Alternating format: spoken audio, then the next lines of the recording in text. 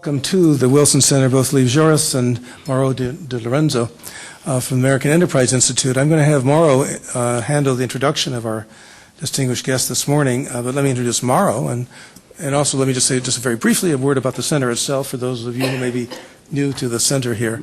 This center was established in 1968 by an act of Congress as the living memorial to President Woodrow Wilson, the only American president who happened to have a PhD and was a university professor in political science and president. And it was devoted to his mission of bringing together the world of ideas with the world of public policy. So we're a neutral, a nonpartisan institution that's devoted to stimulation of debate and dialogue on virtually every conceivable national and global issue. That's the background on the center. Mauro de Lorenzo is a resident fellow currently in Foreign and Defense Policy at the American Enterprise Institute here in Washington. His research has focused on foreign aid and entrepreneurship, on business climate reform in developing countries, on African politics and security, on China's impact in Africa, and on humanitarianism. He's currently preparing a monograph comparing 4 developing countries that are making it easier to do business and the lessons that they offer for American development policy. In 2005, he worked with Afghan construction companies in Kabul, and prior to that was a research associate at both the American University in Cairo and the Makerere Institute of Social Research in Kampala. In 2002, he researched and was associate producer of The Price of Aid, a BBC documentary about food aid and the misdiagnosis of famine in Africa. And in 1966-67, he helped coordinate the refugee component of Bosnia-Herzegovina. I always screw that up every time I try it. First post-war elections.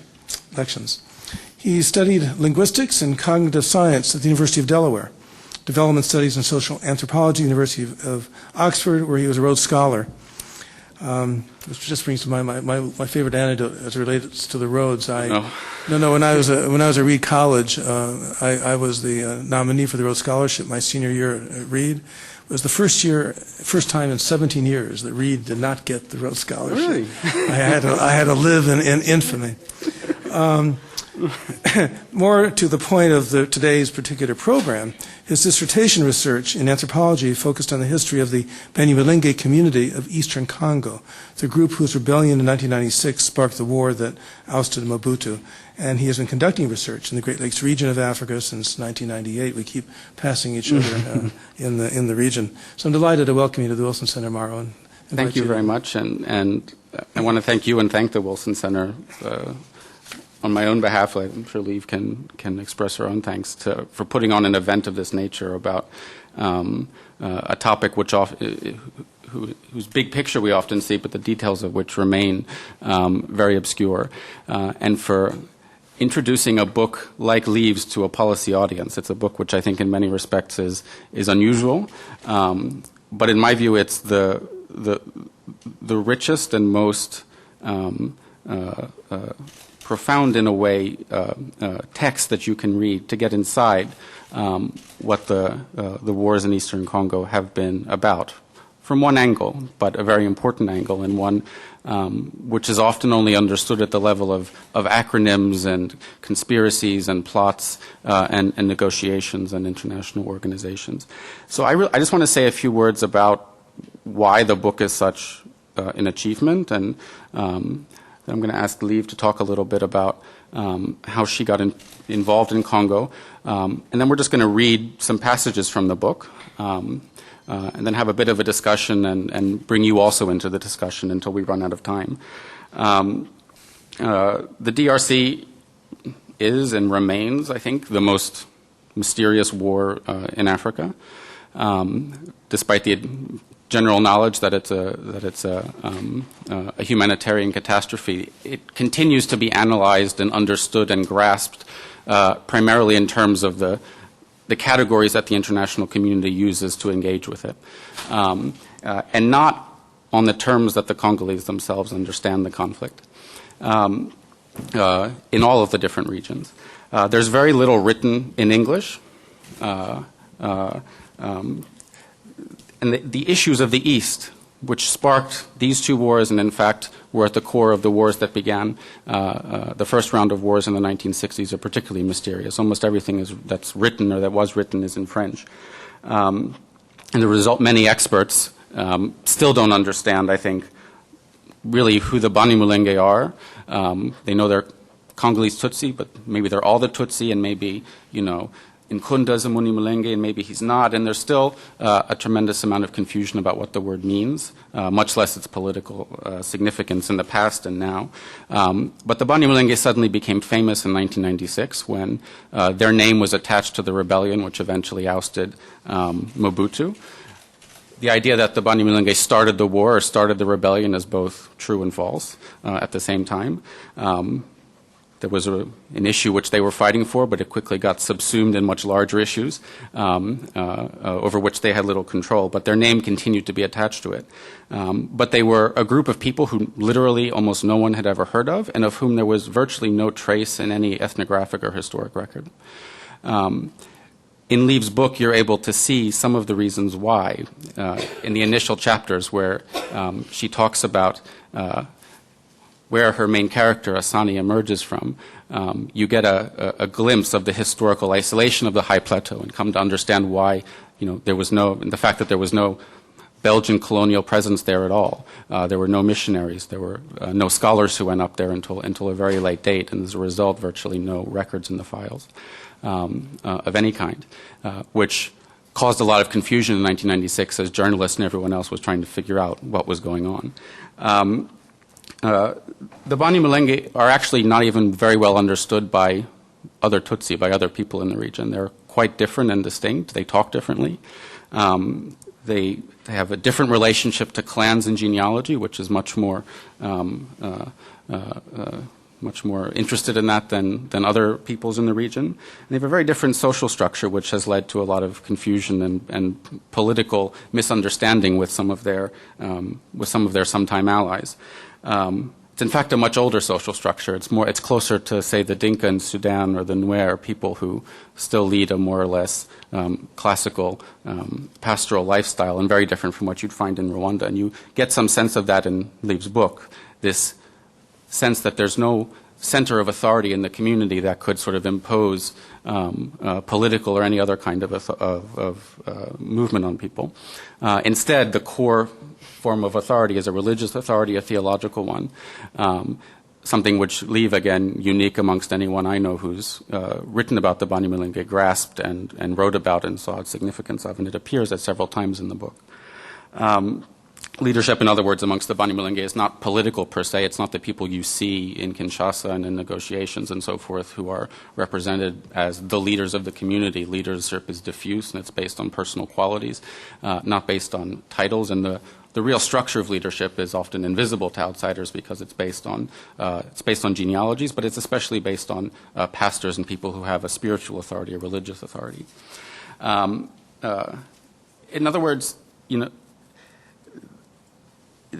the Banyamulenge, because of this isolation, they're alone as a people. They're alone. They're isolated in a sense from the people who look at them and with whom they're identified, namely the Rwandans and the Burundians, especially Tutsi. They're isolated from the people they live amongst in Congo because they're classified as foreigners, and they're now increasingly isolated from each other and from themselves because of some of the political forces that are pulling the community apart, and that's. What Lieve's book allows you to see through one character is these different layers, these concentric circles of isolation of a community and what it does to an individual, how it shapes his choices, as he tries to make sense, make a future, imagine some plan of action in the Congo. Now, he himself is a double outsider, and I think Lieve will talk about that in a bit, but he's an outsider in the same way that the community as a whole is estranged from its ethnic brethren, supposedly, and also from the other people that surround it. Now, I want to say just a word about the structure of the book and the nature of the book, because I think it's something which has confused a lot of readers. It's confused the people in Europe, where there's more familiarity with this idea of literary nonfiction, and it's going to confuse a lot of people in the United States. Fortunately, Lieve's publisher here required that she write a preface which explains things a bit more clearly, what kind of a book it is. But the first thing to say is that even though this reads like a novel, it is not a work of fiction. These people exist. They're known to some people who know who they are. And every detail you read was minutely researched. Lieve's method, I think, she's not an anthropologist, she's not a journalist, and she's certainly not a travel writer. She's somebody who goes and collects stories which happen to take place in other countries. But this is not a story about her trip through the Congo. But she spent more than a year at the end of this process. It started in 1998 and went on for 6 years, but she spent more than a year on the road in the Congo without going home. And I had the privilege of running into her, and we moved around a bit together in the summer and fall of 2004 as she was concluding her work. So I was able to get a sense myself of what she had achieved in terms of relations, in terms of the kinds of friendships and so forth, and relationships of trust, which produced the incredible level of detail that you read in the book. The book reads like a novel because it had to be assembled. The quilt had to be stitched together. The transitions, the dialogue, the description of the weather on a particular day is in some sense imagined, but it's imagined on the basis of her long relationship with the Congo and the very special work she did over the course of 6 years, and particularly over the last year. So don't misunderstand. It's not a work of nonfiction. There are elisions. There are pieces taken from different scenes and scenarios in order to make it flow, in order, as she says in her preface, to construct a story which is both general and particular at the same time. But what it allows is, and as one review said, it's truer than truth. It allows you to lay bare the emotions, the historical memory, and the decision processes, the way of sort of thinking that drive the actual actors who drive this conflict. We, as we try and understand it, often assume or think that the key actors are all of the international agencies that you see on the ground, and that the real processes which matter are the ones which take place on television and are funded by us.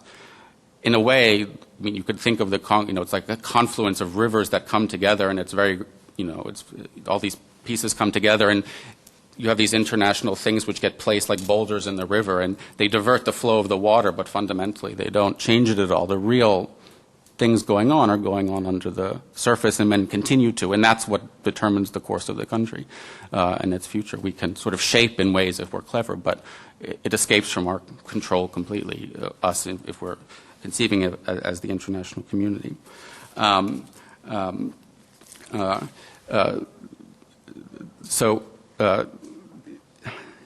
The achievement of this book goes far beyond Congo in that sense, because for those of us who know the region and who know the Banyamulenge particularly well, it's very emotional to read it, because nothing like that has ever been produced before that is human and personal. But it's one of the few books about Africa that I've ever read, fiction or nonfiction, which manages to not be implicitly racist in its refusal to accord to African actors the same quality of moral reasoning that you would to Western actors, and understand that there are people who could have been just like you or me, who happen to have been born into a circumstance and in a place where confusing things happen, where dangerous things happen, and you have to wake up and sort of make a future and make decisions, and you have to make decisions amongst really bad choices.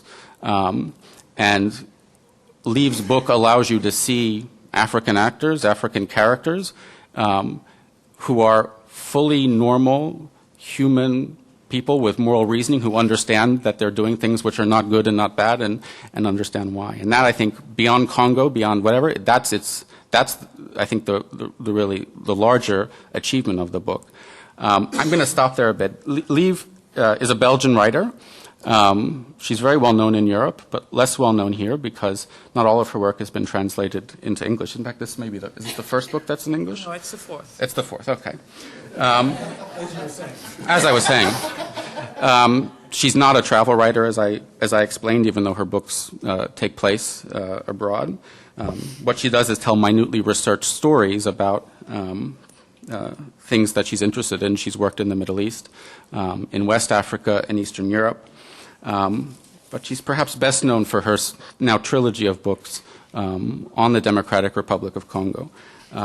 It's not an accident. Her relationship with the country is very long, and I think I just want her to start, before we even get into more about the book, to talk a little bit about how you came to the Congo and the long series of events and experiences which led to this. Well, first of all, I also would like to thank Mr. Woolby to have me here today.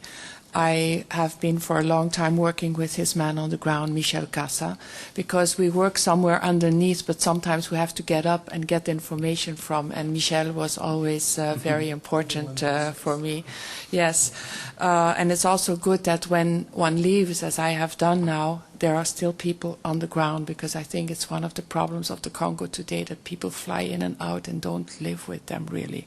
This is what I've been trying to do since '97. I spent a very long time there. And it's, you know, when I'm here at a moment like this, I am also thinking, you know, I was for a long time working in difficult conditions, but here I am today in the capital of the United States, sitting at this wonderful table, listening, being listened to by people who are interested in the subject. So little Congolese are in that situation. So many people are fighting, and nobody is thanking them for them at the end. And I always am so grateful to come from a country like mine, where there is a moment in which you can come up out from the bush and talk about what you've done, which I'm going to do now. Mm-hmm. The Congo started for me when I was really a very small child, because I used to have a grand-uncle who was a missionary, and I lived in a small, dull village in the northeastern part of Belgium. And from time to time he came every 3 years with the Congo boat, and he would really liven and lighten our little dull village with his stories. I remember once I went walking with him, and on the way we passed a little chapel of the Virgin Mary, and to show him that I was a good girl, I sat down and prayed, and he said, "Don't you ever go and sit down on this bench without looking if there isn't a snake underneath." Because one day I was in the Congo, and this is the way he was with us. So when I later on started my career as a journalist in the beginning, I traveled in the Middle East a lot. And there was a moment in my career where I thought, I will never really get inside. There will always be moments where I'll feel an outsider. I have to go and look for something more intimate. And this story became the Congo, and it became the story which I would write about 3 times. It's a recurrent theme in my work. I started out with this uncle. I started to study the family archives. I wrote the first little stories about me and him when I was a child. He was dead by the time I started thinking of going to the Congo for the first time. And I went in '85. I sailed like he did in his early days, because he went to the Congo when he was 23, and it was in 1923. And I went with the Congo boat, and this was '85, and for 6 months I traveled through the Congo, the type of trip that I could never make in 6 months now, because the roads are broken, the rivers are not as they used to be, the boats on the rivers are not as they used to be. I traveled for 6 months, and I came home, and I wrote my first book, Back to the Congo, that was translated in America even. And when I came back, I wrote it in Antwerp, even though I was living in Amsterdam. And I remember I was looking outside. It was March 1986, and the trees had no leaves yet. And I felt like for 6 months I'd lived in a color film, and suddenly I was back in black and white. And I could suddenly understand all these Belgians who had lived in the Congo, and who, when I was doing my research, sometimes they would be like in their 70s. And they would be the type that had been hunting at everything. But when they showed me their little trembling black and white films of their life in the Congo, they would cry. And I could suddenly understand this nostalgia to have been broken away from that huge country, which made Belgium really 80 times bigger than it was. And I must say today that I come from a very small country, but since I discovered the Congo, I feel my country is very big. It's really, I feel like Congo is a satellite in my life in a way. It's become part of me. I can't think of myself, and I can't think of Belgium without thinking of this past. And when I went, I wanted to look to what my uncle had done, but especially I wanted to look at how the Congolese looked at what he had done and how, after all that, they looked at me. And I was hoping that one day, instead of sitting opposite each other, we could sit beside each other and look at this landscape and see what had happened and what we're going to do with it. That's how it started. Ever since then, I knew my story with the Congo was not finished. But to know the country better, I had to travel around it, because every time when I was in the Congo, I would think, is this thing something we did to them? Is this, they came out because the Belgians did this or that? For that, I had to travel in former French colonies and former English colonies to understand and to maybe be a bit more realistic about what my burden was and what maybe in a way their responsibility was. So that's what I did. In the years after that, I went back to the Arab world. I started to travel in the countries around the Congo. And by 1997, I was ready to go back. I had started out west. And as soon as in 1997 I came back, the first chapter of my second book, The Leopard's Dance, is called The Wind of the East. I felt that the wind was blowing from the east, and it brought many unknown things to me. The first time in Back to the Congo, I was like a little bird that had flown over the landscape. The second time, I really wanted to come down. And then the third time, because we are going to skip a big part and go to the third book, as this is what we're talking about today, the third time, I just was inside the landscape, and I saw somebody. I saw a man, a Banyamulenge. I met him in the south of Congo in 1998. Kabila was in power. We didn't know what was going to happen. Everybody was hoping it would last. And this relatively young man, which he was at the time, he told me, it's not going to last. He said to me, I come from the high hills of Congo.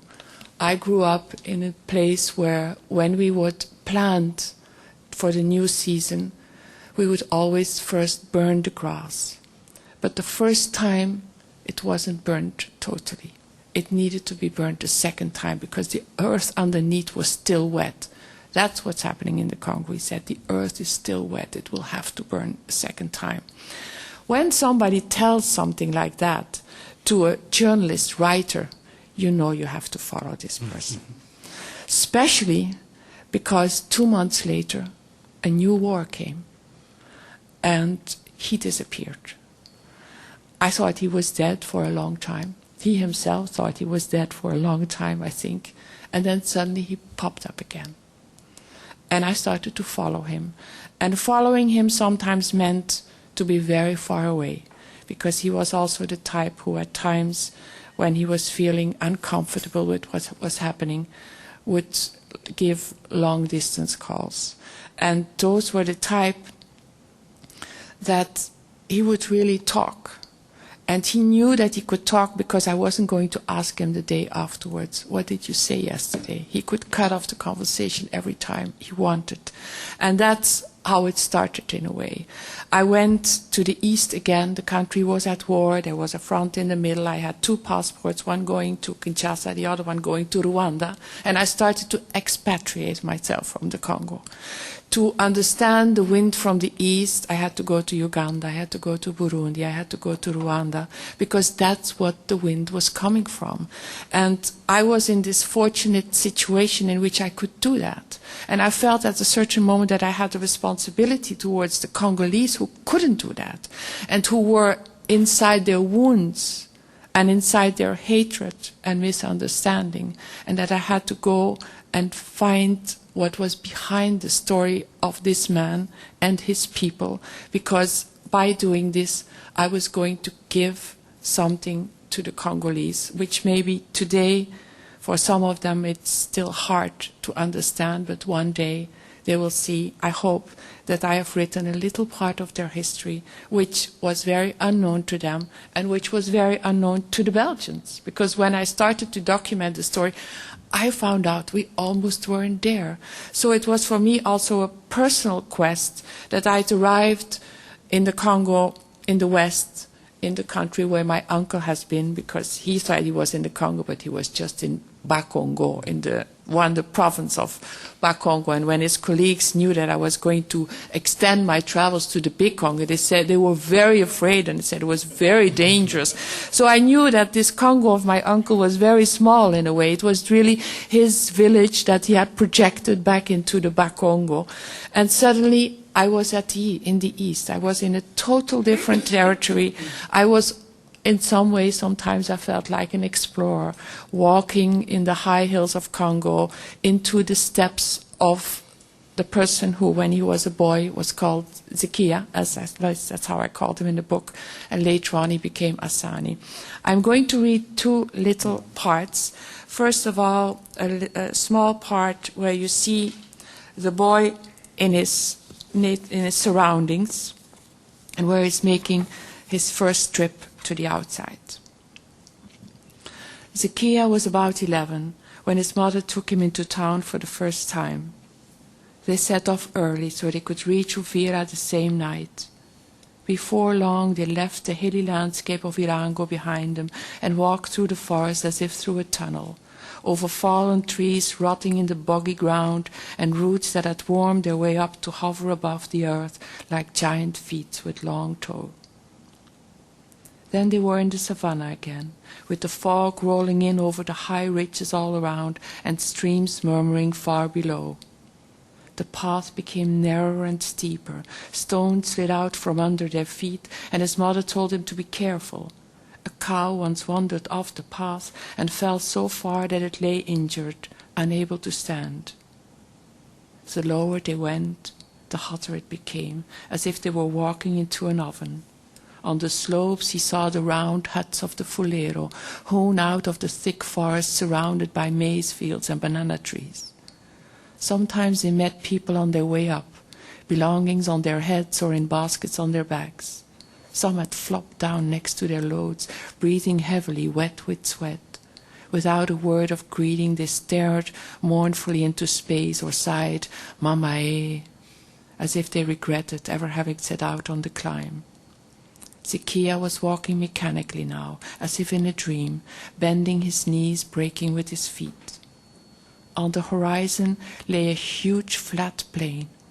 When he looked more closely, he saw that it wasn't land but water. "Is that a river?" "Yes," said his mother, "a very big river." The water was turbulent. "Why are there so many sheep rolling around in it?" "Those aren't sheep." He didn't believe her. He could see them perfectly clearly, some brown, others white, rolling about to their heart's content. In Uvira that evening, he looked up at the steep blue mountains.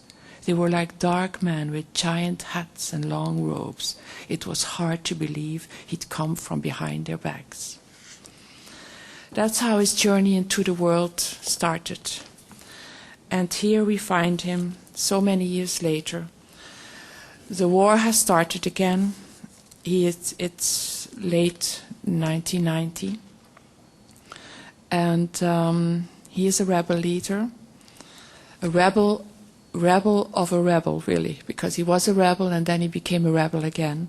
The country is divided, and even on the ground in the east where he is fighting, there are Mai who have come out of the civilians, armed, and they are resisting them. So here you find him going on an operation. The way people looked at him as he drove toward Uvira in his pickup, dressed in combat gear, 12 soldiers in the back, he could feel their hatred. This war might be good for the Rwandans, who'd wanted to secure their borders against the Interamwe in the inhospitable hills and extensive wildlife reserves of the east. But for the Congolese, it was a disaster. They just passed Kamanyola, where Mobutu won a battle with Kabila's rebels in the 1960s and had himself immortalized in a bronze short-sleeved uniform, head erect, arms akimbo, binoculars at his chest. But Mobutu had since been pulled from his pedestal and was lying on his back in the gravel. Sometimes Assani would stop there with his boys, and they'd crowd around the statue as if on a school outing, planting their boots in Mobutu's face, kicking his ribs, and posing for photos with tough guy expressions, weapons at the ready. There was no time for that now. He ought to have reached Uvira ages ago. The Mai Mai had mounted an attack on a fishing village on Lake Tanganyika, south of Uvira. Rwandan, Congolese and Burundian soldiers had been killed, and trucks were on their way out from Uvira with reinforcements.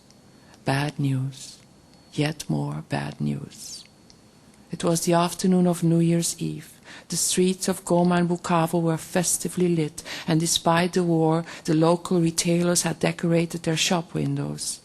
The bars and restaurants were busier than usual, but he was traveling away from all that, in the wrong direction.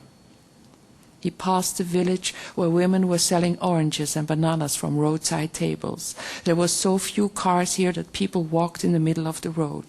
He yanked the steering wheel right and left so that they ran, startled, onto the roadside verges.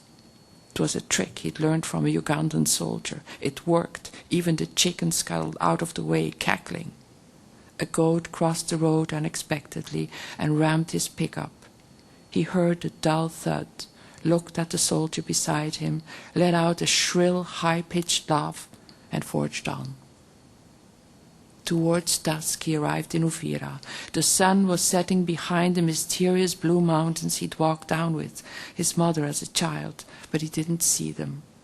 Hotel de la Côte was full of soldiers. It had once been the best hotel in town, but each time he visited it had gone further downhill. Food was no longer served. There was no hot water, and if a light bulb blew, it wasn't replaced.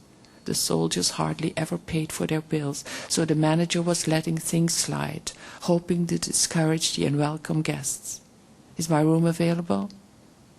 The woman at the reception desk nodded, took the key from the hook, and went ahead of him to the end of the corridor. She had an unsteady gait, and a penetrating hospital smell clung to her. 500, a cheap alcoholic drink poor people distilled from maize or cassava. His room smelled musty. The bare bulb hanging from the ceiling cast a feeble light. As he opened the door to the terrace, the room filled with noise, a sputtering moped passing on the main road, muffled male voices, a child crying in the distance. He threw back the bedclothes. The synthetic sheets were unwashed. His cell phone rang, and there was an incoming call on the walkie-talkie at the same time. He sighed. They knew he'd arrived. And then it starts whatever he has to do. Lieve, the first passage you read is one of the ones I remember, which stuck in my mind when I first read the book, because what you captured and what he told you was obviously his own experience of going down the mountains, but it's a constantly recurring theme, sort of, that you hear from Banyamulenge of all generations of all sorts. The idea of the mountains as this protected refuge, as this place which is pure and in a separate zone from the modern world, and the act of descending, of going down, either because you need to or because you're forced to, as an encounter with the modern world. It's narrated often in the context, narrated as they fled up there to escape things. That's why they first went many, many generations ago. And then narrated in the context of the 1960s, where everyone was forced to go down during the Simba Rebellion and had to stay in the plain down for several years with their cows, and for the first time encountered big bodies of water, schools, public administration, roads.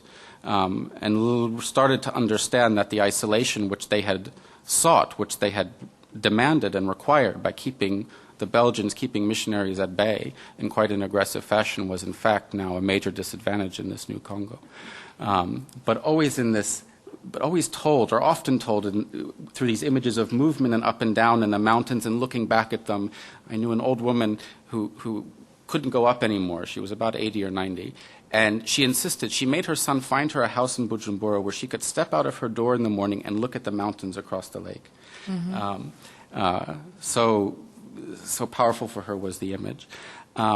But I'd like you also to maybe talk about what happened in the second passage after the what happens after the where you stopped. I think it's an important moment, and it's.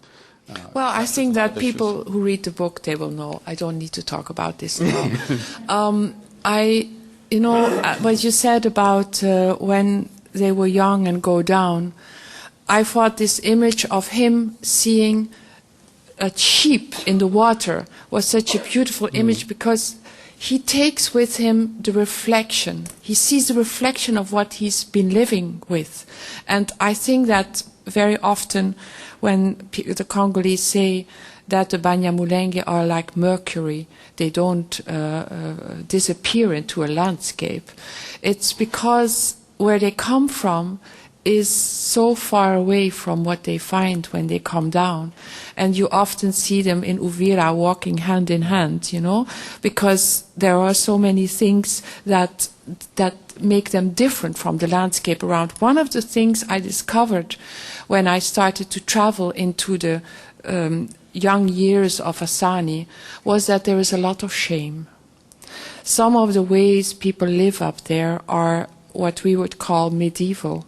They have to do with marriage, with cows, with uncles making children left and right. And very often when they go to school in Bukavu, because the schools were not good enough for them to have real high school diploma, so the last years they would spend it in Uvira or Bukavu, many of them are married at the age of 17, 18. And I met some people who have studied with Assani. They lived with him closely for years. They didn't know he had a family. They didn't know he had 3 children. So lots of the things, sometimes people say they lie. They tell us things which aren't true. When I started to travel in the high hills, I understood what these lies are about, and I myself lied when I was there. When I came, the first thing somebody of the security at the airport airstrip in Minembwe asked me was, how many children you have? He didn't ask to see my passport, didn't ask what my name. He said, how many children you have? I gave him a brutal answer by saying, look, am I a cow or what, something. But then later on, when I started to meet the fathers of some of my friends in the valley, when they asked me this, these are respectable gentlemen, I can't say something brutal to them. So I started to explain that there are women in Europe who don't have kids and this and that. They felt so sorry for me. Mm-hmm. They looked at me like I'm such a miserable person that one day I was walking down with one of the guides that Colonel Masunzu had given me.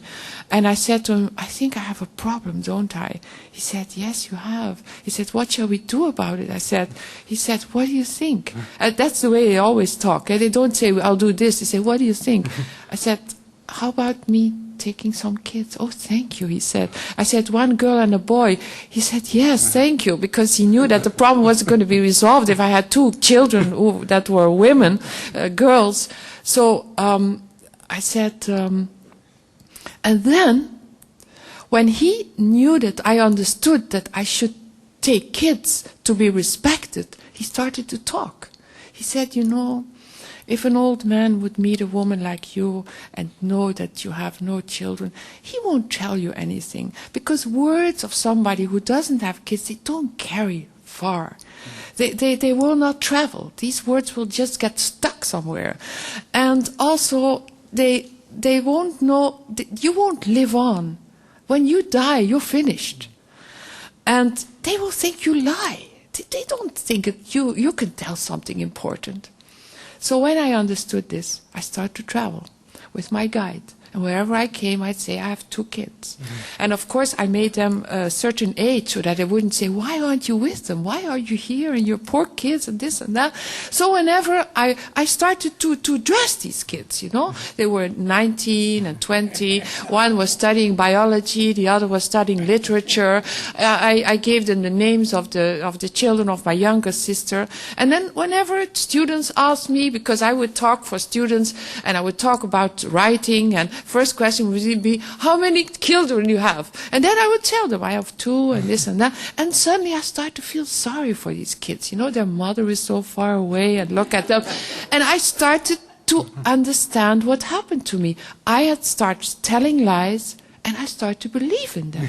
And as soon as I came down, I knew that strategically I didn't need to lie anymore, and I went to see all my friends, and I said, look, I'm very sorry, but I lied to your parents because they said, it's very good what you did, because they really would have felt too sorry for you. And then one of them said to me, you know, I have 8 kids, but when I go to a conference in Europe, they will feel so appalled by somebody having 8 kids, so I made 4. And they will say, oh, well, 4 is a lot. While to me they would see, you have only 2. We have many more here, because as you see, there's lots of space. So what I try to do when I work is, you know, the Congolese would say to me, they lie. Then why do they lie? And is maybe the lie something which you could call differently? It's maybe something, a shield to protect yourself. You know, there was something else that Assani lied to me about. He always said to me that his father had died during the rebellion. And when I started to glue all the different parts of his life, which was quite complicated because he was very much involved in auto-fiction, as many people were, I thought sometimes they're traveling. They lose a friend on the battlefield, and they glue a part of his story to themselves and they go on with it. Maybe it was a runaway to respect their history or their friends. He said to me his father died during the rebellion. I thought when I pasted it, there's something wrong there. And one day I met an uncle of his who said, oh well, and his father is living up there. I said, his father didn't die. And then also I learned by then that if you hear something which you're very interested in, the persons who come from the region, they will recognize it. Don't show too much, you're too much interested. Just see as if you're looking outside. Oh, it's a nice tree. So whatever happened to his father? Suddenly I found out the father was alive and well. And that the boy, when he grew up, he felt so ashamed because the father was his uncle, really. What happens in the society of the Banyamulenge is that, at least what used to happen, the father of somebody is the man who has given cows to the woman. Even if he dies, and the woman to stay in his family will make children with his brothers, these children are orphans. And their father is the man who has given cows and who has died. This was the case of poor Assani, which made it, he grew up with a man, he had a biological father, but no cultural father. When I found this out, I myself was a bit ashamed. I said, my God, there's a secret, and I found out about it. And when I came to the capital, one day we were sitting with each other. I said, so why did you tell me this, that your father died and he didn't? And then he said to me, that was my biological father. The cultural father died. You know, and suddenly I understood maybe the boy was miserable when he grew up. And he invented a story for himself. And when he came down from the hills, he just took this story into his adult life. I live with somebody from Poland because we are talking about the Banyamulenge, but people from the mountains are special people usually. And when I think of ex-Yugoslavia, I see lots of reflections of what I've seen in Congo. The man I live with since we are 24 comes from Poland. He has a story before his emigration and a story after his emigration. And these don't necessarily, are not always the same. And this is what I found out when I start to get into the society of the Banyamulenge. And this is how I understand what people call lies now. It's the shield that they put up for people who don't know them yet. Mm-hmm. Lieve, why do you think Assani talked to you and shared so much? As I said in the beginning, I thought he was going to die, and he thought he was going to die. I think maybe in the beginning he also knew that he didn't know he was going to make promotion. When I met him, he was quite invisible. and I was interested in his story. There was another thing. We met in Lubumbashi before the Second World War started. As soon as this war started, he was cut off of part of his own history, and I held a part of this history. People who are losing friends, colleagues, fathers, children all the time, you can, by getting into their story, you can come so close to their history that in a way you travel with them and they see the reflection in you. I think there was some of that. And then it was, I think, that he didn't think he was going to be promoted and he didn't know he was going to live. Before we move on to some questions from everyone who's here, I want to ask you to talk a bit about the other character in the book, Mwepu, without whom it's hard really to fully understand Assani. Yes. And who is he and what is he? I was very lucky that there was a person on the other side, because if it would have been only Assani, it would have been harder for me to talk what I really wanted to talk about. After all, is Congo. Mwepu is a man who, he's an existing figure, but also a little bit altered in the book. He is he was the president of the military court, a colonel in the army. He grew up in Katanga, in a small town of Bunkea, as the son of pastors. And he is a man who, in the Mobutu years, studied. He studied law. He's an intellectual. He knows his country. He traveled a lot. And I think that he is a man. If all the Congolese were like that, I don't think we wouldn't have any problems today. He understood from the beginning, when he met Assani, when he met people like Assani, that they have all the problems he had growing up as a young boy in Congo, having to eat, having to get by, having to study. But he had one more problem. And that was the problem of his nationality, of his identity. He was a man who had grown up at the border, Assani, and who had been at certain moments of his life uplifted, and who had answered calls from the other side of the border, and who was having a face which made the Congolese around him think that he wasn't belonging in their country but another. Mwepu knew that he was Congolese. And he never, anybody questioned that. And when he started meeting Assani, he knew that the only way for Assani not to be a problem to the other Congolese was to have him close, to watch him, to know what he was thinking. And this is how these two men started to be with each other. Assani was all the time watching Mwepu, because Mwepu was inside things that he needed to know. And Mwepu was watching him because all the time Assani was somebody who could tilt and go to the other side. And they kept each other. Both have had a past of information, and they both have past which is partly hidden. And they just filled each other in a way. I was very lucky to find them together. How did you have I just wanted to pick up on your discussion of lies, because one of the things that I'll never forget, when I came into Burundi back in 1995, which was the height of so much of the problem and of the disc, it was so polarized you could not even use the words Tutsi or Hutu. People would walk in eggshells all the time, and it was a very scary environment. And the conventional diplomatic wisdom that was perpetrated by the SRSG of the time was that Burundians all lie. You can't trust any of them. And I had a huge debate years later with Peter Uven, who came to look at some of the work we were doing in Burundi initially with the same kind of mindset. It's the obsession of all the specialists of the region. That's well, it's bizarre. And I kept trying to say to Peter, and I think he's finally come around a bit, that there's no question that when people are in conflict, they will often say things and not deliver on promises made, or they'll dissimulate to some extent.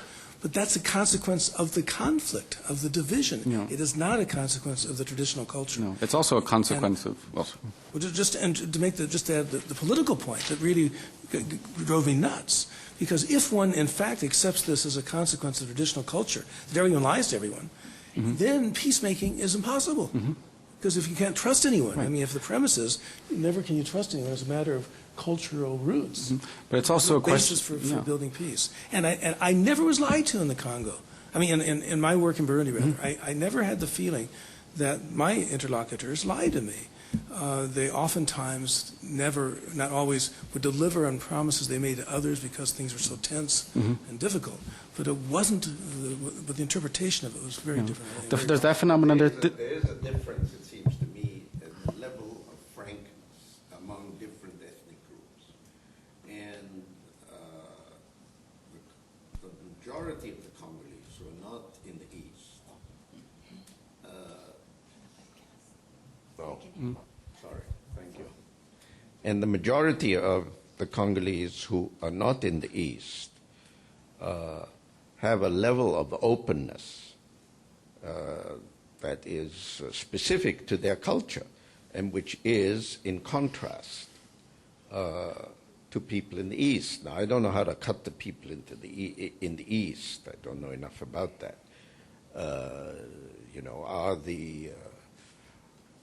Are the Mushi more like Western Congolese or more like Tutsi or like Hutu or this or that? I mean, that's something I can't read. But I think it is important to define that difference and not gloss it over.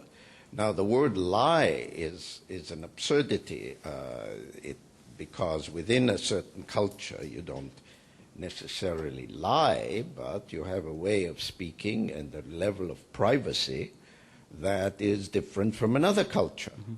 And when those two cultures meet, those distinctions can lead to mistrust and a sense of betrayal, which is what happens a lot, unfortunately, in the Congo. I don't think it's helpful.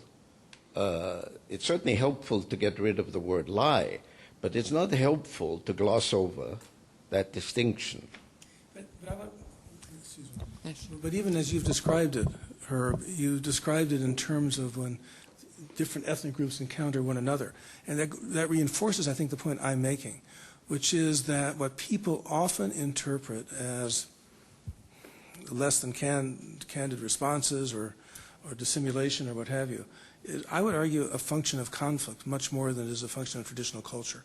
That within the traditional culture, I don't know of many cultures which sanction lying, or where people just lie as a matter of course. There are qualities of values of discretion and stoicism and reserve, which you find repeated over and over again in pastoral cultures and in mountain cultures, which are shared here, and a sense that certain questions, it's inappropriate to ask certain questions, and instant experts from abroad often go off asking questions which you're not supposed to ask, and don't understand how to interpret what people are saying to them. And so they say it, for them, they categorize it a lie when really they just don't know how to interpret what people are trying to tell them in an indirect way. And so I think some of this is an artifact of the ignorance of the instant experts who then write and produce the whole body of opinion and knowledge on the region and contribute to this phenomenon. Who is next? I've lost track of it. Okay. Judy Assani.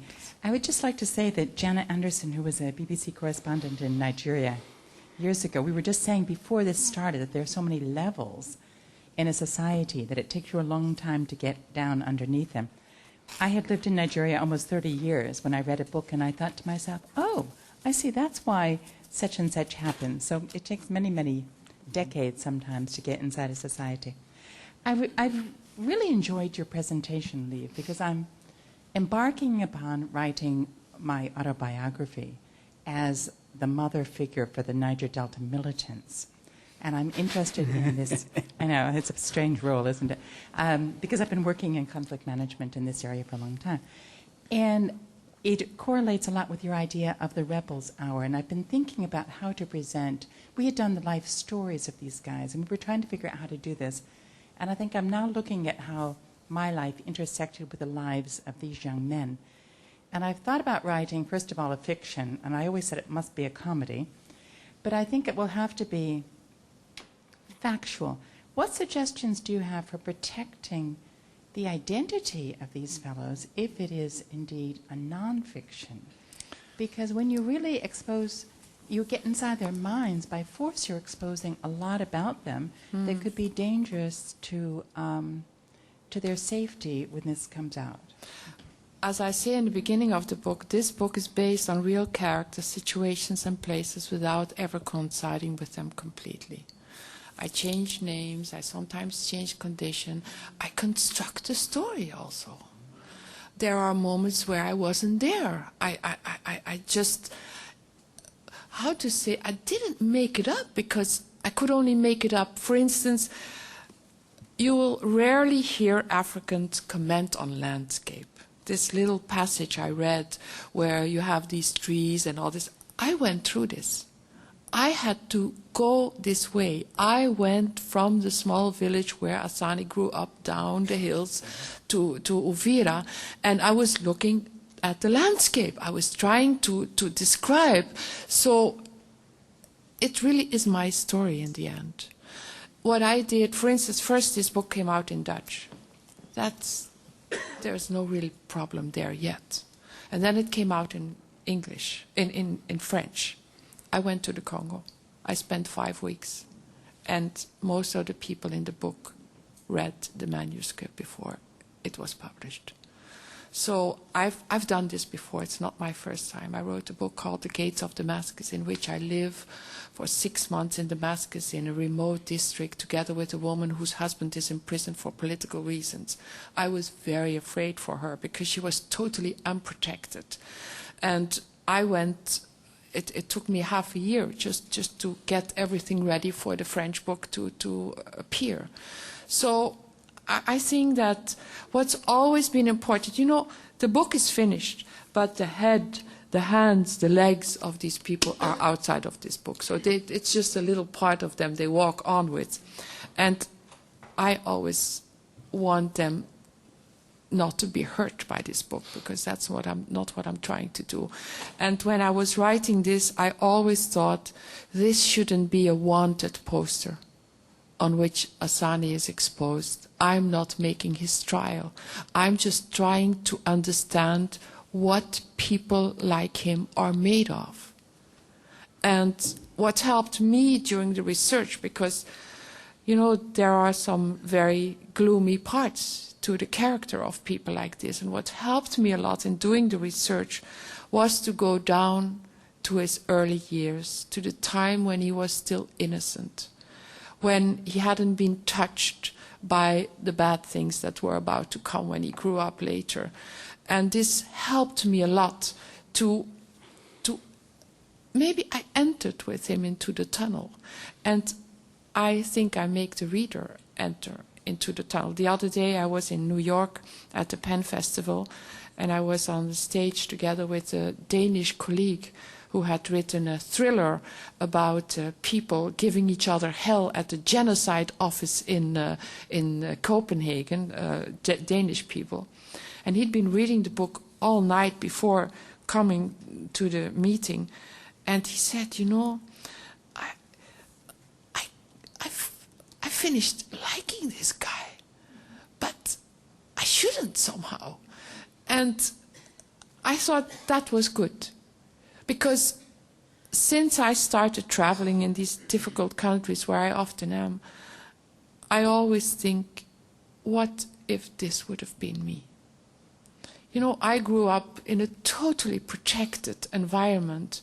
I went for problems in the world, but nothing ever prepared me really for the type of lives of the people I've been living with during my working career.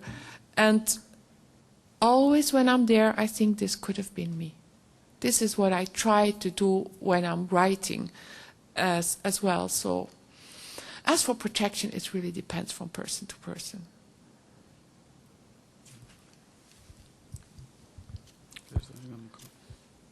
Right. My name's Solomon. I'm a Banyamulenge by myself. Perhaps the others are fellow with me. I want, first of all, to thank Lieve. That will be the French name. It would be Lieve, perhaps. Yeah, because and Mauro for their contribution to the work they have done to make this community a little bit known, and of course to make bring another dimension of the Congo conflict, which is very very much overlooked, because we tend, especially when you are seated in capital cities, the Congolese conflict is a general big conflict with the border. 9 borders, and it's just big negotiation, Sun City and things like that, and we lose the micro factor. level, the small elements that are the core of this conflict, at the genesis of this conflict, and I'm very very very happy that you came to capture these things, and frankly, the two persons sitting there. Among the, may say, the scholars who knows Banyamulenge of recent years, as far as I'm concerned. Others perhaps who are trying. The other book of in years 50s by a professor who went in Mulenge, perhaps George Weiss. Yeah, George Weiss, which is little known. So this was when we grew up.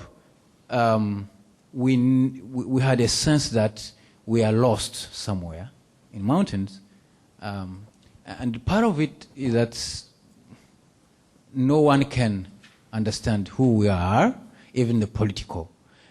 We never saw anybody who was a political leader coming there. So now, coming to this, let me not take long. I have this question, Lieve. I wonder if your work did have two facets, positive, and I'm trying to think in a positive way that you captured this identity issue and make it known with all its complexity of isolation and hardness and protecting themselves. The Banyamulenge living in those mountains, but reinforcing this identity, to me, has another dimension which perhaps I wonder if it's good for Banyamulenge at this point, because with the conflict itself and the rebellion they led.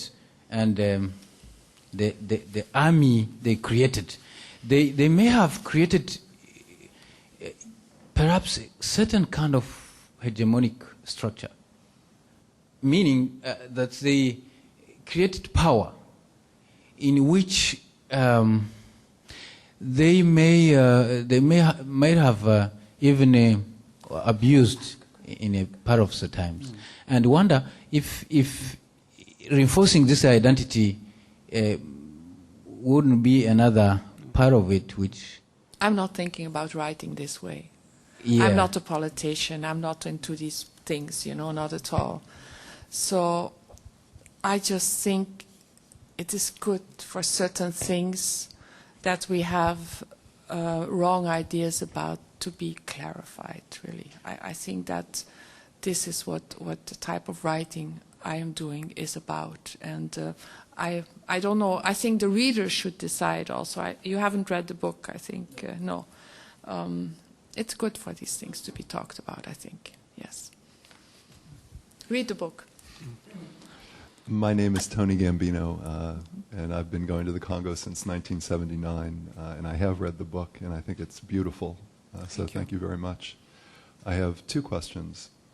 The first is, I'm very interested, when you went back to the Congo and spoke not only, I presume, not only to people who were in the book, but to others who had read the book, what their reactions were to the book. My second is, I'll see if I can, we are in Washington after all, slip a political question to you.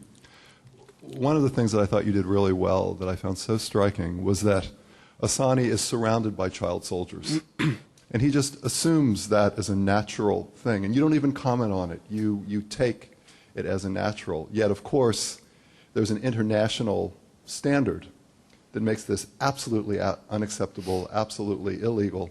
And there have been many efforts, with very few successes, by the way, by the international community to speak with the Congolese and talk about what a terrible thing it is to employ very young boys, mainly, as soldiers. And I've been struck, following this issue over the last decade, how the two sides have been talking past one another, and the Congolese on occasion have said, kind of, yes, we understand, we'll do something about it, and have done next to nothing, and continued to employ child soldiers, much as Assani does, as you describe it in the book. So I'd appreciate any comment you'd want to make on that. As for the first reaction, you know, the book that is more read in the Congo is most read is the Bible, really. And my book is, there is no bookshop in Congo. As I know of, there's St. Paul's bookshop, some with religious literature, and one or two books of Colette Brackman, because people like strategic, big... I found the same thing with, for instance, the Arab world. I was so afraid when I wrote The Gates of Damascus that something would happen to the woman. But they think if it's about just one person, it's not interesting. It's when you write big and America has done this and the CIA this and that. So I feel in a way that this book, it's not known in Congo. People don't find who's the bad guy and who's the good guy. This is maybe a book that the Congolese will read when they are at peace, when at another moment of their history. And I remember when I was doing the research, sometimes people, especially in the East, the mere fact that I wanted to go to the high hills. There are certain parts of Congo, when you talk about, you say Kagogo, you say Bijombo, you say Mineo. Oh, we don't know these places. They're not Congo. They don't know this part of their own country very well. In that sense, I always say, you know, we talk about Congo, and we talk about the Congolese, but Congo is a nation that is only becoming Congo. It's really a colonialistic invention, and it is still becoming what it should become from the inside. That's for your first question. So I haven't had too many reactions on the ground. I don't think I used once the word child soldier in the book, because I never hear these warlords in Congo talk about child soldiers. They will tell, oh, my little ones, or once the mother of Assani comments on the 40 young boys around them, she said, it feels like an orphanage here. And, you know, as so many things that the international community tries to attack, how could child soldiers be? It's also because there are so many voids in the Congolese society. When mothers gave their children to Masasu, they thought they were going to bring $100 at the end of the month. And they sometimes, as Europe sent out its more adventurous and sometimes bad boys in the family to the colonies, and as missionaries, many families sent their unruly boys. Maybe they will get some discipline, as it was, you know, in Europe. It's a poor family to get a career, send them to the military. So I know that in Bukavu, some families, when they had a boy don't want to go to school, let him go into the army. Maybe he'll bring us something. And then, of course, things went very bad after that. You know, again, I am not watching the Congo from an aid way of looking. I just try to capture what I find on the ground, and then I see these boys. It's adventure. It's like Assani was a bit later when he joined the call from the PRF, you say in English? RPF. RPF in Uganda. But many people did because it was like adventure, you know? When I was 19, I came to the United States. I went backpacking all over the country, and I went to Texas, and I went to Mexico. In a way, in Congo, when you start to feel adventurous, very soon there will be an arm in your hands, because you will travel through the whole country. And this is what some of these boys went for. And I think that if you want to attack this problem, you have to go and try and find out what is happening inside the society that makes it possible. But that's with all 8 issues, I think. Do we have another issue? Just want to make sure there's no one down here, this part of the table I've been neglecting. Do you have a question? Or no? Herbert, then. There is an extraordinary amount of antagonism towards all the Congolese Tutsi by other Congolese. I've managed through a survey to measure that to some extent. Have you encountered that in any way that you can share with us? And apart from recognizing its existence, have your contacts with the Banyamulenge or other Congolese Tutsi, and independently of the book,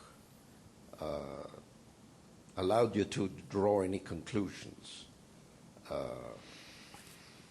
about that? That's a very big and very difficult question, really. Of course I encountered this problem, not only amongst the Congolese. The whites enter into it themselves. There is one observer of the area from Mauritania who was in Burundi involved, and he said instead of taking them out of the cellar, they go inside with them, the whites. Everybody gets involved. When I think of a city like Bukavu, when I think of the priests there, of some of our former missionaries, you know, it is like, you know, coming from Belgium as a Flemish and having been with some Flemish missionaries in the Great Lakes region. They come also with their own experience to the Great Lakes region, and then they see certain reflections, as in the 30s, the Belgians, in a way, that's what colonials always do. They will see a certain difference between people, and they will start to work their rule on that. There was once a Canadian priest when we were talking with a group of people. We were in Kisangani. And suddenly he said, you know, the Tutsi have bad blood. And I said to him, you know, I'm not a practicing Christian, but I know from the days when I grew up surrounded by priests that this is a thing one should never say. And this is, you are an authority. How can you say this? So I think that we are all involved in this, and it's very hard. And I cannot say that while I was doing the research that I stayed totally free from certain views that later on, when I came back to Europe, I tried to correct. And here I am. I can go to Europe. As the Congolese say, you have a return ticket. It makes me different. It makes that I have another responsibility as well. A responsibility to observe certain problems. I remember I wrote in my second book, The Leopard's Dance, that not been translated in English yet. I write that I come to Kinshasa and I start to live with a woman from Katanga. She's married to a Belgian. And we are immediately, when the old Kabila came to Kinshasa, that's where the issue was. The Rwandans, the Tutsi, they were wrong and they should get out immediately. So I've been inside this since 97, ever since the war started. And I must say that in 85, this period of sheer bliss, when I traveled for 6 months, I wasn't aware of anything, because at that time you could look at Congo without thinking of Rwanda. You could think without thinking of Uganda or Burundi. So I think it's a very big question, and it has to do with politics and with international politics. And I think that privately I can talk about it, but I don't really like to talk about it very much because it's an ongoing thing, and we have it. In Europe at this moment, when I live in Holland, we have lots of problems with immigrants, and there's a lot of hatred against Islam. I think it has to do with politics, merely. In other words, we're now better able to appreciate the genius of Mobutu in the light of subsequent events. Each one of each one of the Congo books provided the point of departure for the next one, and I know that it'll be a long time before you return to a project like this in Congo again, if ever. But since the place where this book ends, even though it ends in 2003, we've been in the same holding pattern with the same issues and same personalities since that time, more or less. And I think that the next chapter it's not yet clear what the next chapter is about. We don't know which way the wind is going to be blowing at the beginning of what, if there were a next book. But what were the strings, what were the balls of twine that were left unrolled up as you wrote? I know the writing was difficult. Where do you think the next story, what would the next story be about? I'm writing, is that visible to you? Yeah, I'm writing a little story which is going to describe the trip I made through the high hills. Because when I finished this book, because it's written in the third person, there was this one image of my trip. I traveled for 7 weeks, and it's quite an extraordinary trip. It was dangerous in a way, but because I had a good network, it worked, and it was quite adventurous. It was really my last frontier in Congo that I passed, and I was very proud when I came down and I put my phone on. I put my phone on going down to towards Uvira, and suddenly I saw I was online, and I called. I said, "Here I am. I'm alive." So I'm writing this, so I'm not totally free of the subject at the moment, and there are going to be black and white pictures of a priest from Italy who traveled in the 80s in the high hills.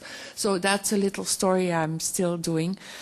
I feel at this moment that if I would go on, there is a beautiful song in the Congolese disco culture which got da rond-point, I'm turning around, da rond-point, and they will go in the bars and they will do like that.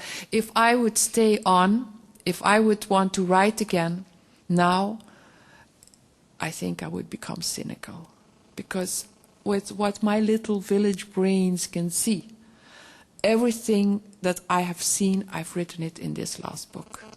And I should go somewhere else. I should go and explore other countries and places for me one day to come back. Meanwhile, I am helping a lot of young scholars in Belgium and elsewhere who are going to the Congo for the first time. There is a young colleague of mine, David van Rijbroek, who I esteem very much. He's a historian, philosopher. He has written theater, and he is going to write a book on the history of Congo. He's 35 years old. He's starting to travel into Congo, and I help him a lot. I give him my contacts. I gave him even my library. And because, since 85, I have friends in the Congo. And whenever I'm away for a long time, I know I leave them behind a little bit. And sometimes, because we always used to talk, and they felt they were in touch with the world because I was there. So I give them my friends, and I give them to my friends, and I let them go on, and sometimes I send books to them through my friends. So you don't always have to be there yourself for the story to go on. I think that one thing between Belgium and the Congo is that there are many wounds, but there's also an intimacy that is very special. If you transgress certain problems of colonialism, and you look at the modern times, we can go somewhere together, and we have a past, a common past. And as I said earlier, for me, Belgium has become a bigger country, and I'm looking at myself. I cannot think of myself today without the Congo, but it doesn't mean I have to be there all the time. We're almost out of time. I want to see if Howard, if you had any final comment or thought, and if not, if you did, Lieve. I'm going to go out and read that book this week. Thanks. That sounds fascinating. And Well, I think that's a good place to end, and I thank you all for coming, and thank you especially to Lieve Thank for you. doing the book and for coming here to talk to us Thank you. about I it. saw Rosalie laugh, so I think the book is there. It is. Good.